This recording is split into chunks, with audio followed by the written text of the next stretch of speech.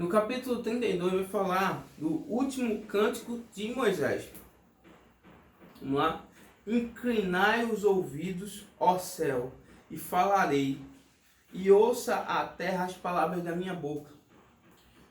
Gotejei a minha doutrina como a chuva, destile o meu dito como orvalho, como chuvisco sobre a erva e como gotas de água sobre a relva.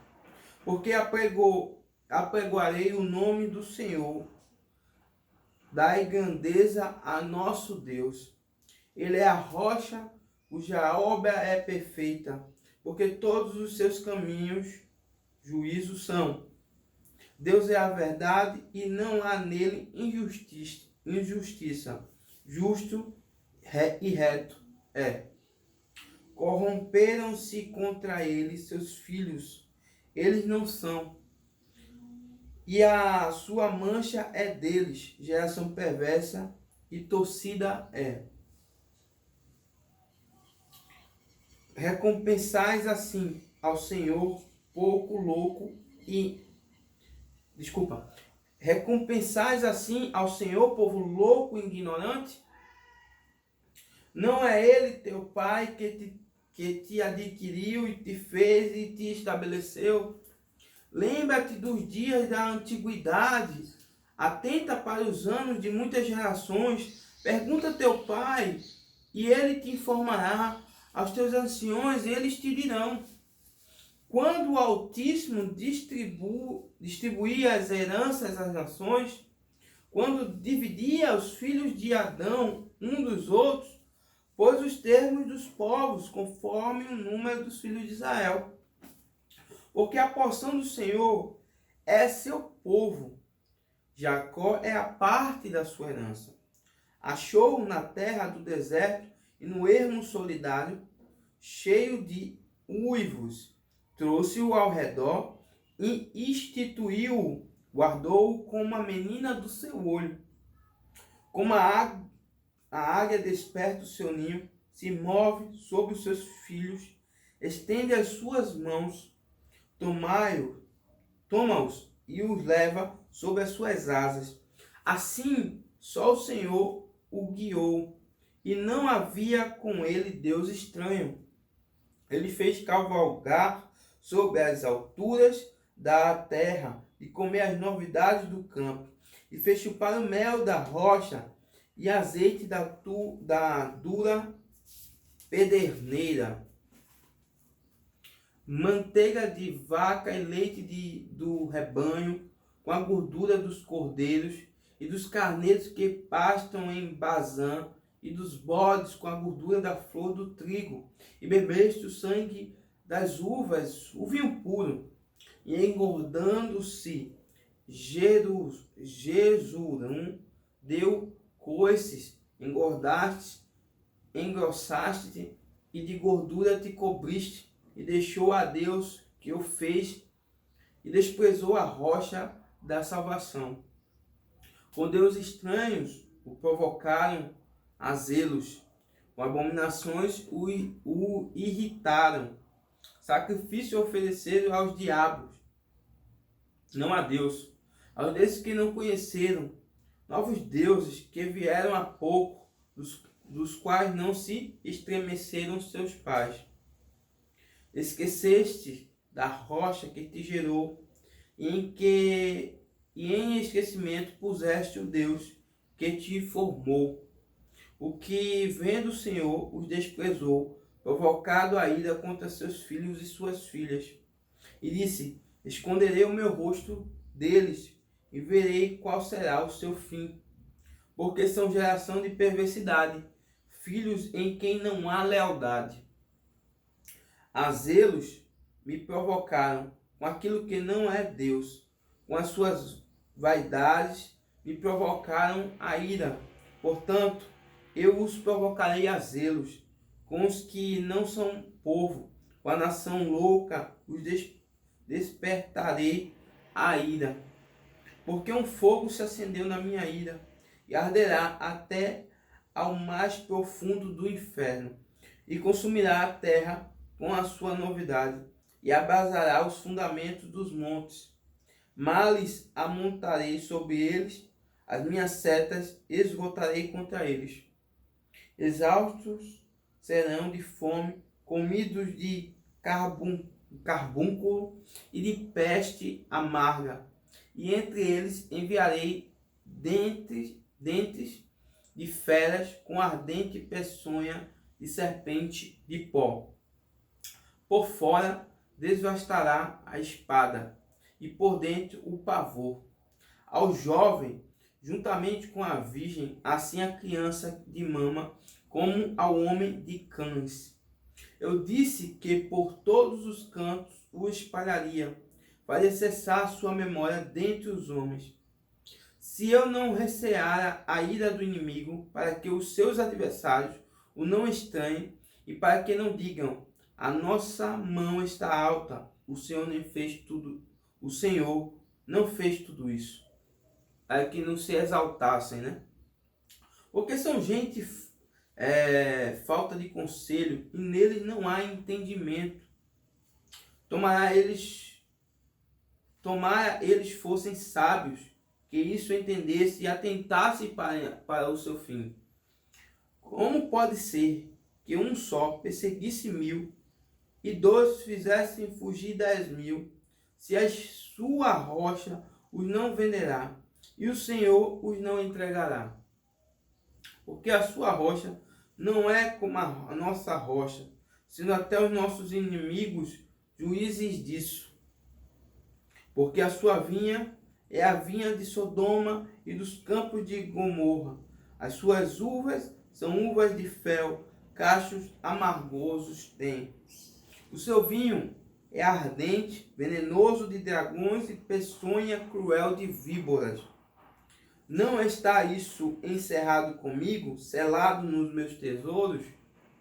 Minha é a vingança e a recompensa ao tempo em que resvalar o seu pé, porque o dia da sua ruína está próximo, e as coisas que lhe hão de suceder se apressam a chegar. Porque o Senhor fará justiça ao seu povo, e se arrependerá pelos seus servos, quando vir que o seu poder se foi, e não há fechado nem desamparado. Então dirá, onde estão os seus deuses, a rocha em que confiavam, de cujos sacrifícios comiam a gordura e de cujas libações bebiam vinho? Levantem-se e vos ajudem, para que haja para vós escondedouro. Vede agora que eu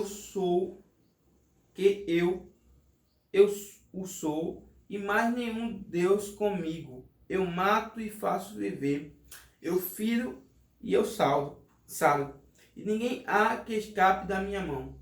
Porque levantarei a minha mão aos céus e direi, eu vivo para sempre.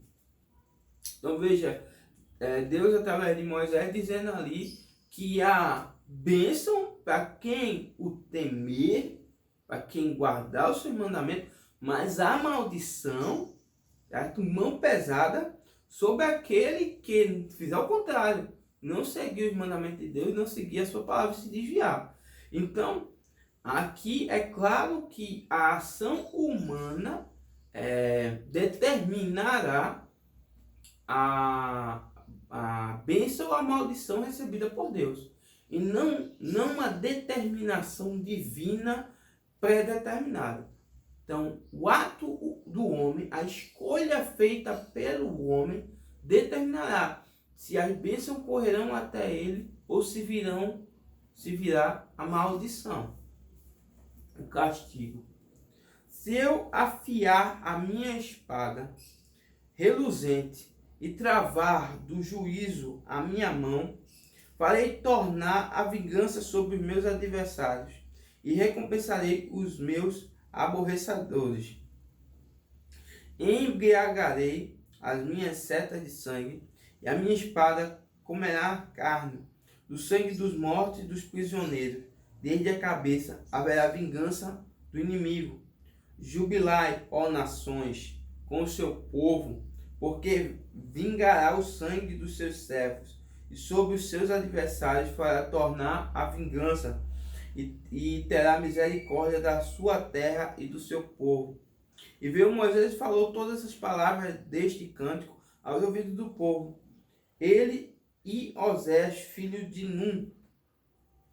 E acabando Moisés de falar todas essas palavras a todo Israel, disse-lhes: aplicai o vosso coração a todas as palavras que hoje testifico entre vós, para que as recomendeis a vossos filhos, para que tenham cuidado de cumprir todas as palavras desta lei.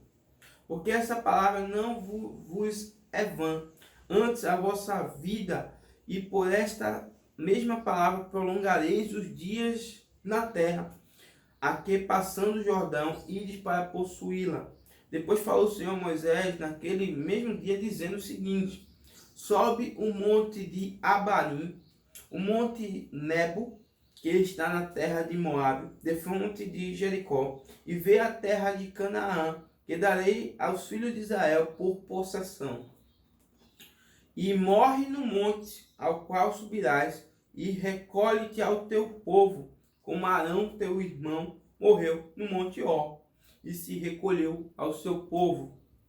Porquanto prevaricaste contra mim no meio dos filhos de Israel, nas águas da contenção, em Cádiz, no deserto de Zim, pois me não santificaste no meio dos filhos de Israel. Pelo que verás a terra diante de ti, porém não entrarás nela, na terra que darei aos filhos de Israel. Então veja que Deus, nesse momento, depois de todo esse relacionamento que teve com Moisés, o único erro de Moisés que ele cometeu, justamente com a agonia com aquele povo, né? Aquele povo ali o tempo todinho cobrando, insatisfeito, um povo ingrato. Teve um momento aí, né, que eu acabei de ler, esse momento no monte ali, no deserto de Zim, onde o povo pedia água e Moisés ali foi lá com um cajado, bateu na rocha e saiu água. Mas qual é o erro nisso? É porque tudo que se fazia deveria se dizer para o povo, para doutriná-lo, para ensiná-lo, que foi Deus que proporcionou aquilo ali, que foi bênção de Deus. Mas naquele momento de ira, no calor daquela discussão, Moisés fez aquele ato ali e não relacionou aquele feito com uma obra de Deus. Então isso levou com que Deus o punisse com não tivesse esse benefício, essa vitória de entrar, de herdar a terra prometida. Engraçado que Deus fazia com que ele subisse ao monte para morrer, né? E Deus fez com que ele subisse ao monte para ver tudo aquilo ali que ele ia ganhar, como se fosse o que você perdeu, o que você deixou de ganhar, né? Como se fosse uma maneira de dizer a ele, ó, essa é a sua punição, né? Veja, como se fosse puni-lo ainda mais, né? Castigá-lo, mostrando a coisa boa que ele perdeu. Mas Moisés com certeza herdou um lugar, né, com Deus devido a todo o seu trajeto, porque Deus é um Deus justo. Mas realmente o ato de entrar na terra prometida, a missão dele era conduzir o povo até ali. De entrar na terra prometida, ele não conseguiu, não teve êxito nisso.